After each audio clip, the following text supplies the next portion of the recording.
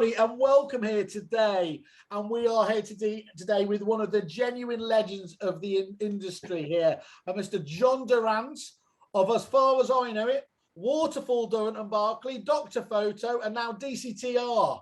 Yeah. John, welcome. How are you today, sir? I'm wonderful. Thank you very much. And how are you, Simon? All right, you know, I always get by. I think glass half full attitude used to help me out. Nature's forces. I'll take that. So I'm very good at taking insults and absorbing them as compliments. So thank you for that, John. I'm going to talk today. We wanted to tee this up because you're handing over the reins of the fantastically successful and doing a really positive professional job for many clients over the years, and handing over the reins to Tom, your son, aren't you? Yeah, that's right. It's Tom has really been running the show for the past 18 months, but now we've done it formally.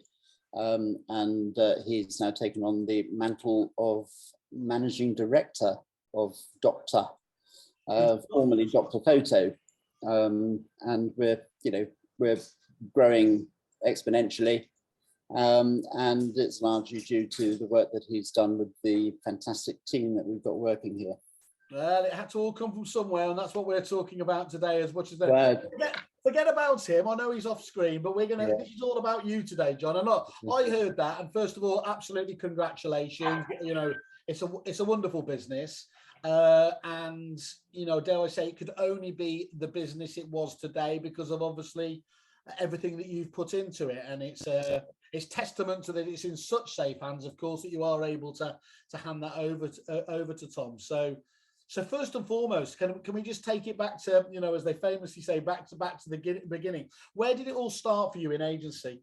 Well, I left school at 16, and 3 years I was stuffing envelopes at Manning Company. Back in those days, you weren't allowed to see anybody or speak to anybody. I was just kind of the back room boy, yeah. Stuffing envelopes with property details. So, but 20, I had my first office in Aldershot, and then went to various other offices. Went to Basingstoke. There was fairly hard times around Basingstoke. It was a period of when the country was going through some bad economic crises, yeah, and a lot of people got made redundant. Didn't, but I felt that probably time to move on, and then worked for. Well, in fact, no. What I did, I started my first estate agency. that's what I did, that didn't work out too well. But it was one of those experiences. It was about 3 years of running an estate agency. Really old car. Had to put up my own for sale boards, yeah. And didn't have a lot of fun doing that. And the money dried up, so I sold that business to somebody else. Went work for somebody else. Then got headhunted. Went to work in Woking. Bought that business from them, and then that got bought by the Pru. In 87, yeah, which they paid me quite a lot of money for, which I was very grateful. It was at a time when, again, the country was about to go into economic meltdown. That's what often happens with the estate agency is that things happen outside of your control. You have no way of controlling the economy. All you can do really is respond to it, so. I sold out to the Pru, worked for them for a few years. That was horrible. And then started up again with Andy Waterfall in Woking. So started our own business, reached the point where I wanted to kill people about 15 or 16 years ago. And then became a property photographer and started photographing for Knight Frank, etc. and Savills. Yeah, so let's get right to the nub of that then. Where did the passion for photography? Have you always had that passion for photography? Did it goes years, or how did it burgeon? I don't have a passion for photography at all. What I have a passion for is property marketing. For me, it was always about the house. It goes back to my second boss at Manning Company, who was a bit of a lunatic. A man called Hugh Winter. He's only recently dead, actually, but Manning Co didn't like him very much. And they decided to hold a debate between him and the latest star in the business, a guy called Alan Preston, I think it was, Alan Thompson. They'd sent him off to New Zealand to find out how property was sold there. Yeah. And so they held a debate at the Cottage Hotel in Woking. And there were about 30 or 40 of us at Manning Co. Then. There weren't that many, although it's a massive firm now, it's not that, no, it wasn't that big back then.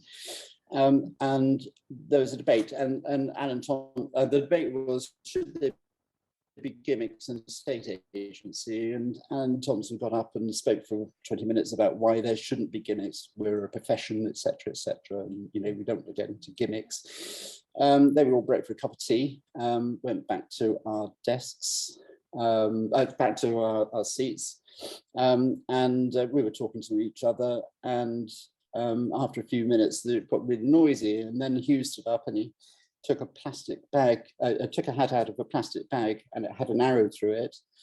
And we all stopped and looked at him in stunned silence. And he said, "There you are, I've got your attention with the gimmick. An estate agency is all about getting attention for the houses you're selling." Well, for me, that was an epiphany. It basically meant that everything I did from that day forward was about getting attention for the houses I was selling. And, you hear too often, I think, that estate agency is a people business, but of course people are involved, but the actual business is marketing property. And for me, photography was a way to show property at its best. And that's why, everything that I did from that day forward. We actually at Waterfalls, we sold houses for other estate agents. Directors of large estate agency companies come to us to ask us to sell their houses for them, and we would say, well, why don't you ask your own company to do it? And they said, well, I wouldn't want to, thank you very much. They actually used language which was a bit rougher than that, but it was they wanted us to market their own properties, and I took that as a very positive thing. Our property marketing was beyond anything that anybody else was doing back at those times. I love that distinction between the property marketing though and the photography there. That does make total sense to me. Do I glean then from what you just said there? Do you get very frustrated that there are so many, I was going to say hucksters, that's probably be a bit fair, but there's so many solutions out there that promise you to do X, Y, Z to help move the home, where there isn't just the focus on the absolute core skill itself of that photography of the property, that marketing of the property itself. I think it's the biggest trick that estate agents are missing. Although for the past 10 years, I've been evangelizing about, getting your properties noticed for the right reasons right from the beginning. If you can get your properties noticed for the right reasons, then you'll get much more interested in them. Rightmove had a blog out about 6 or 7 years ago that actually showed photographs of a property that was photographed badly and photographed well. Yeah. And they said that they were able to get 4 times the number of inquiries with the better photographs. It's actually really obvious, isn't it, that the better it looks in that beauty parade that we call Rightmove or Zoop or whatever, the more likely you are to attract interest in the property. If the houses above and below yours look rough and yours looks amazing, then you're going to get more interest in it. And that's really when I projected most of my interest in the business in the past and now is the reason for Dr. Photo, trying to make properties the star of the show rather than being ancillary to it and not dealing with estate agents just because they're personalities, but because they're actually really good at getting your house noticed by the right people. What do you think? You mentioned there before that your colleague had gone to New Zealand, and of course New Zealand and Australia are, I didn't realise that it was as far back as then as well, but they're very well renowned, obviously, for marketing because of probably because of how much is vendor paid advertising over there, that it supports the professional. Why do you think it has been, though, that they seized on I suppose just doing the basics right? I don't know. I think they just did. I'm talking about 53 years ago. That's why I'm so surprised. I can sort of, I could understand how they might have sort of done it relatively recently, but it does surprise me that actually they've been doing it even as far back as then. Yeah, they've been a good 10 years ahead of the UK property market all that time, and we've been slow to catch up. I think really in the UK, there were a number of years when it was like shooting fish in a barrel, selling property. You didn't actually have to try that hard to sell the property. I think what happened was that you just got on. If it's not broken, why fix it? Type of attitude, and I think that will catch up, or has been catching up, with a lot of estate agents who just got stuck in the mud and not actually move forward. So it's one of the things that agents have to do. Really, I always try to stay at the cutting edge. At Waterfall Durrant, Barclay, now Waterfalls, always trying to stay at the cutting edge, and to make sure that we stood out from all the competition that was there. What does best practice and worst practice look like to you in terms? What are some of the big wins you can get from photography, and what are the no-nos that you should avoid? Well, there's a technical thing that estate agents can do straight off that would help to improve their photos. That's low ISO. Is a setting on your camera, and basically it's you think of it as a quality setting for your camera.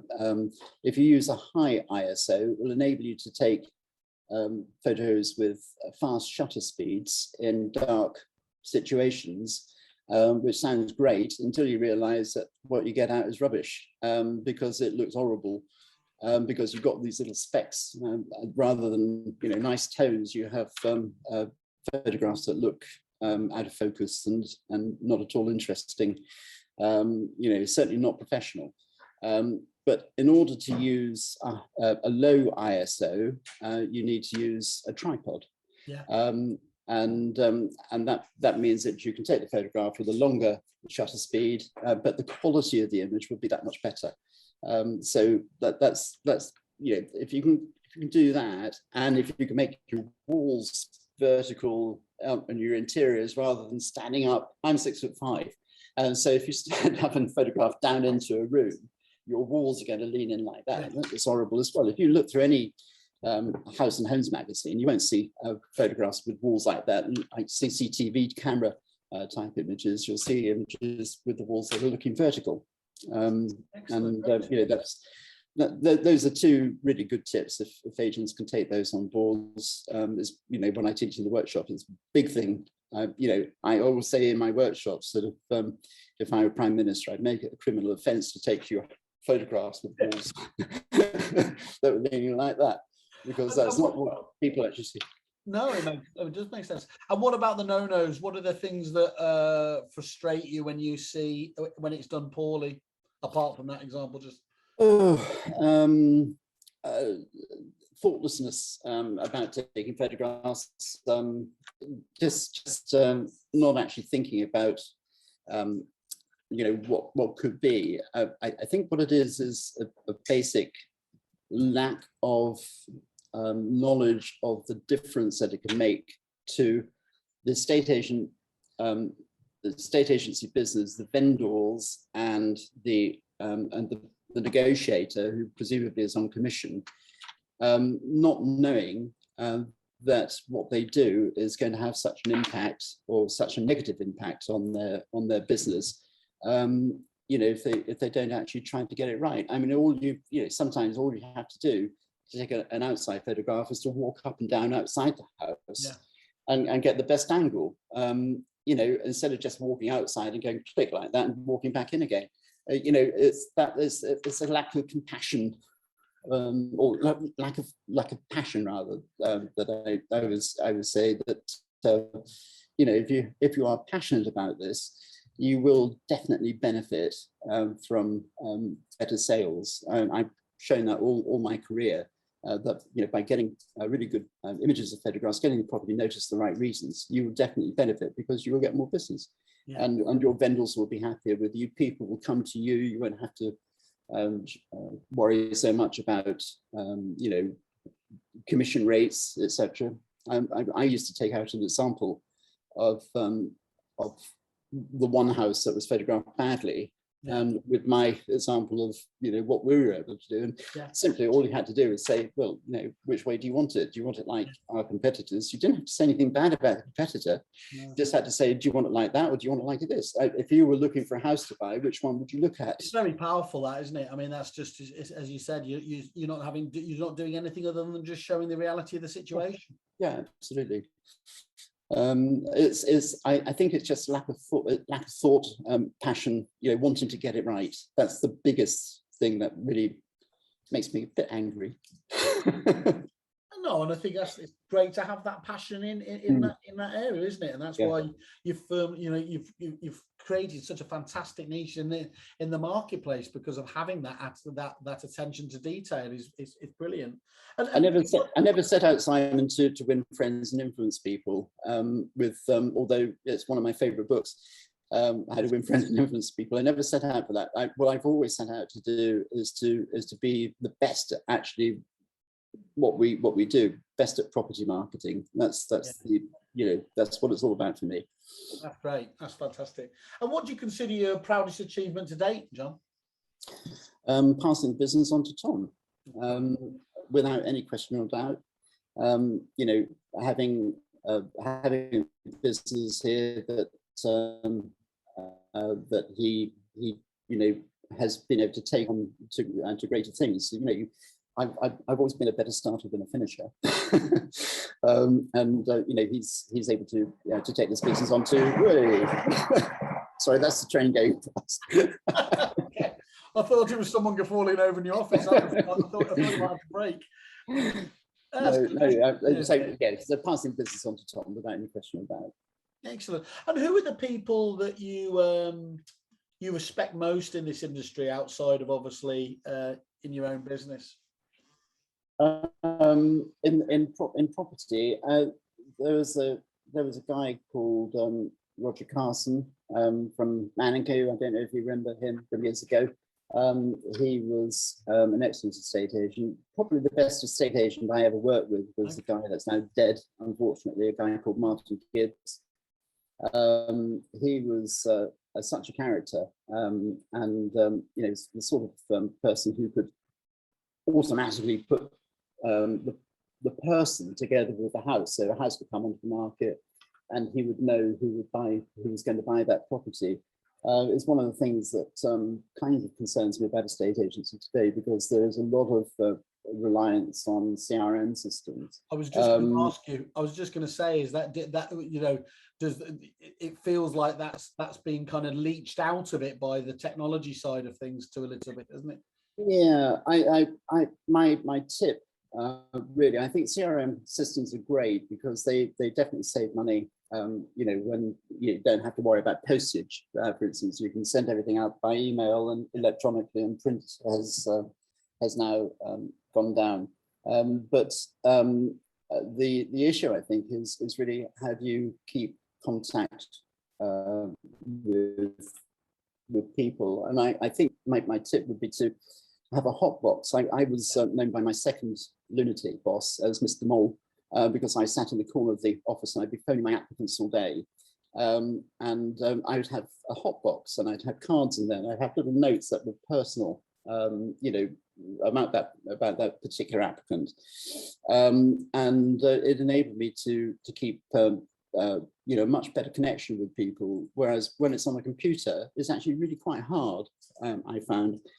I think if there's a way, to have, it might be that CRMs have developed enough so that you can have a little hot box, in that way, a list, but it doesn't seem quite as easy to use, to phone people from a list as it does from cards, and being able to make notes on it. that scalability, which is fantastic. Obviously, that technology does, if it's not done right, can make you lose that human touch and that empathy, can't it? And that is always a balancing act, I feel. Yeah, it is. You know, it's where the people business is actually. Yeah, the reality is, if it is a people business, then you don't leave it all to the computer. Yeah. There are a lot of agents, I think, who probably do leave a lot too much to the computer to, for their own benefit. Yeah. And with your estate agency hat on, what do you see as the biggest challenge to the industry at the moment, per se? I think there are quite a few agents who are sleepwalking into oblivion, because there are so many apps and services that are available now. And this is probably, I'm not preaching against the apps that are good and valuable. Apps that are good and valuable would include, obviously, Dr. Photo, or Doctor, as it is now, because those are time saving.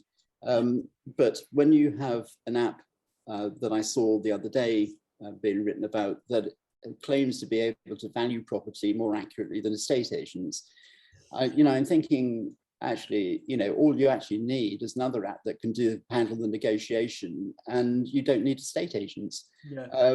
You've got some you've got some apps that we've got systems that or people that will help you with viewings and probably would write your details for you. You've got photographers. Basically, what is there left for an estate agent to do?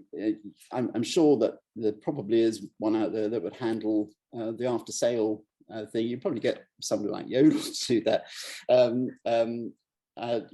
To manage the sale as it's being processed. I mean, that obviously is a big part of estate agency, but negotiation is about the only thing that's missing. And then if you had an app that tied all of those apps together, you would have like 22nd century property market, but that would leave estate agents very much out in the cold. Yeah, I think we're a way off yet. If the apps I'm using, they struggle with some of the basics, so I don't think we're quite there yet. But I get your point, isn't it? It does feel like, to me, I take it as a positive. I mean, there's lots of times where technological revolution does mean that people end up losing their jobs and everything else. But ultimately, what people often forget is the opportunities and the new jobs, and it allows them to focus on. So hopefully, by doing and it doesn't make sense, really, does it, to have a person doing something that at least a computer can do better, but we know what the humans can do better at the moment. So concentrate them on doing that. I think if you've got something that saves time, and you use that time to do what to speak to your clients, for instance, for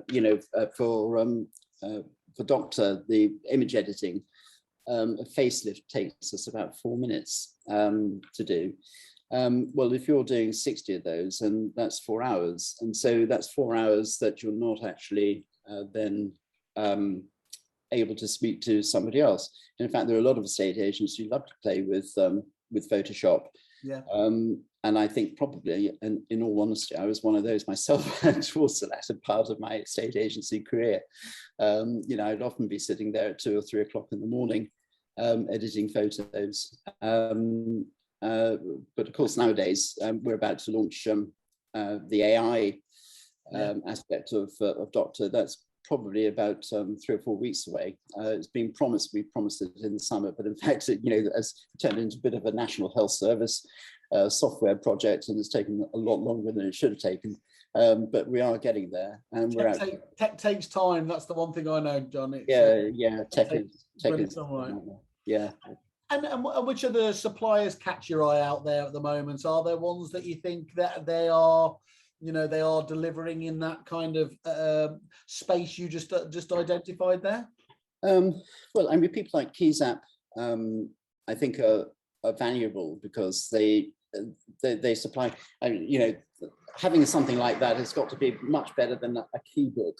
that would often go missing at the moment when you wanted to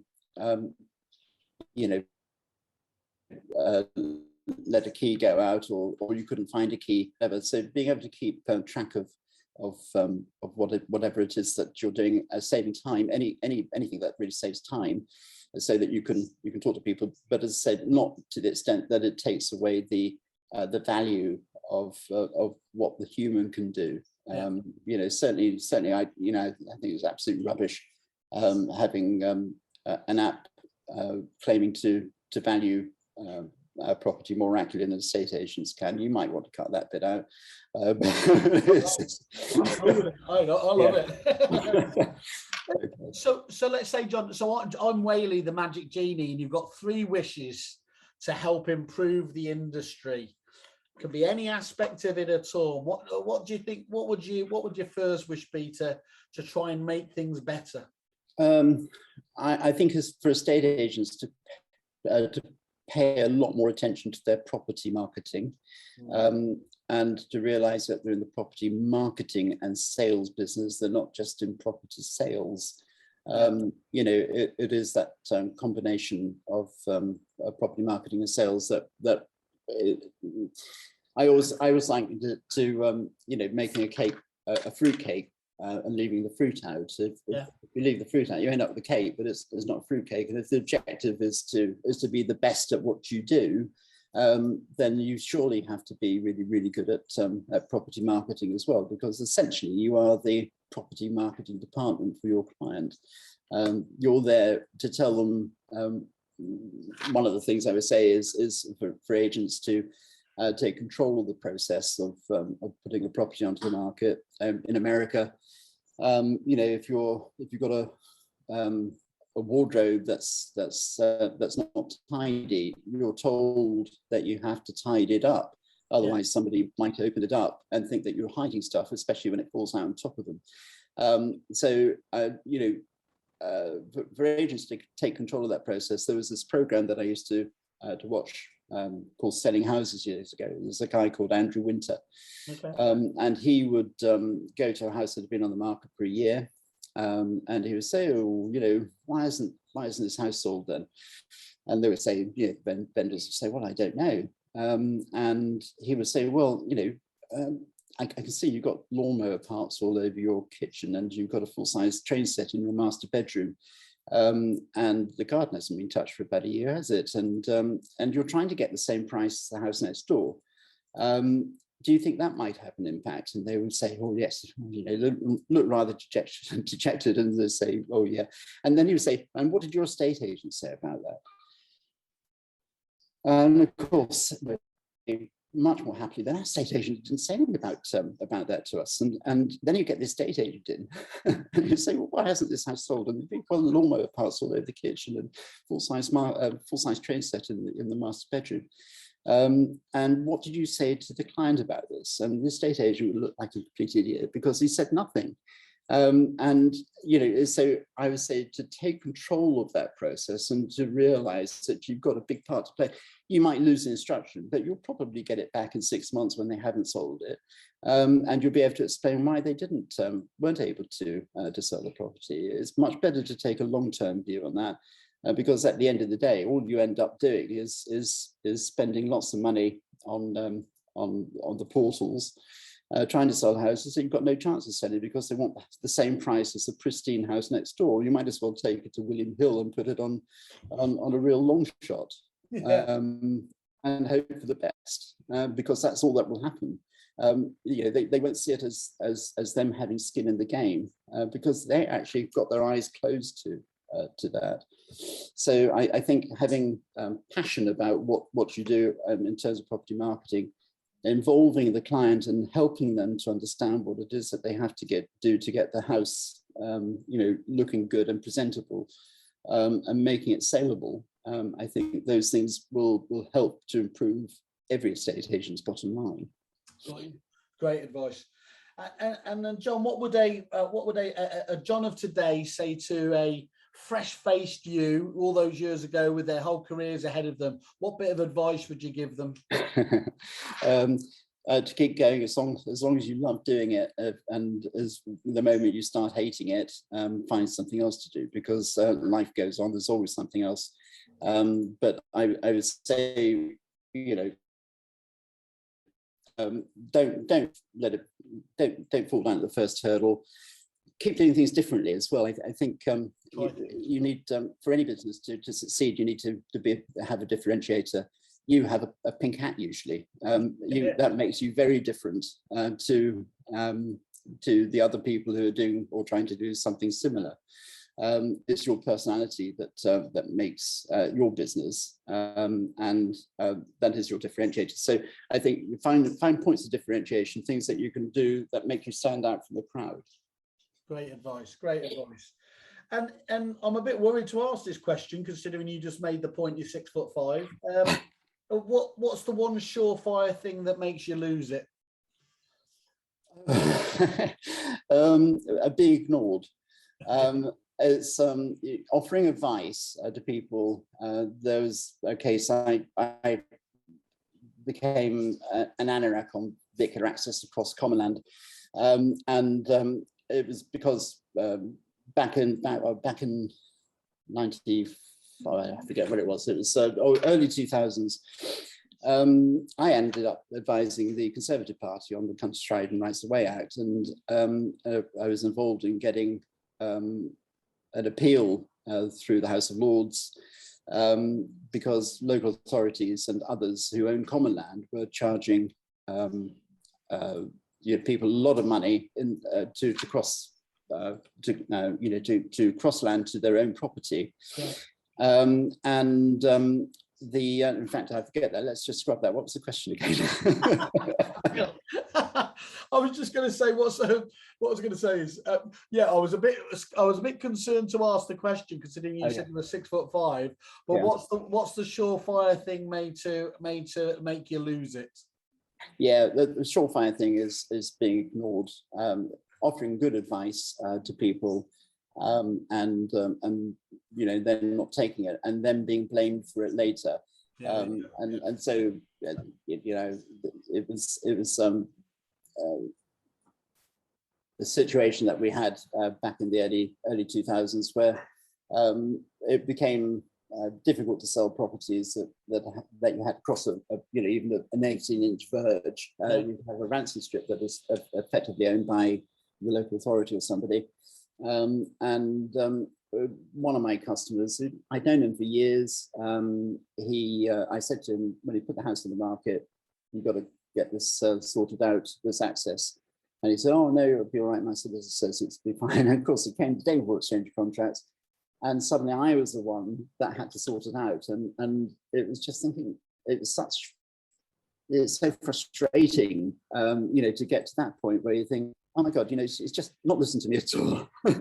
And there's so many people like that. I think it was, when I started the business, I had probably 80% of the people I loved and 20% I hated.